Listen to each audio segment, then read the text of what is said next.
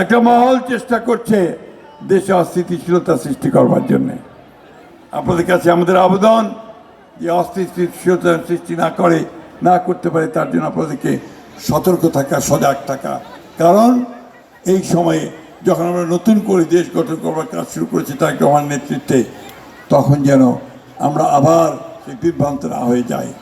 নারী সমাজের প্রতি আমার আবেদন আছে, নারী সমাজ অনেক সংগঠিত, তাদেরকে আরও সংগঠিত হতে হবে এবং তাদেরও সংগঠিত হয়ে তাদের ক্ষমতায়নকে নিশ্চিত করতে হবে।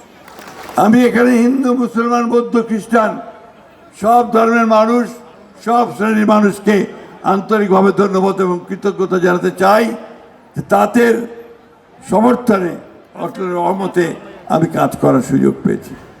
বন্ধুগণ, আরেকটা ভালো খবর আজকে আছে, আপনারা সবাই দেখেছেন যে জনাব তারেক রহমান সাহেবের নেতৃত্বে আজকে গতকাল যে নির্বাচন ছিল, জাতিসংঘের প্রেসিডেন্ট নির্বাচিত হবার, সেটা বাংলাদেশ সাইপ্রাসকে পরাজিত করে নির্বাচিত হয়েছে। বন্ধুগণ, এটা একটা বিরল সম্মান।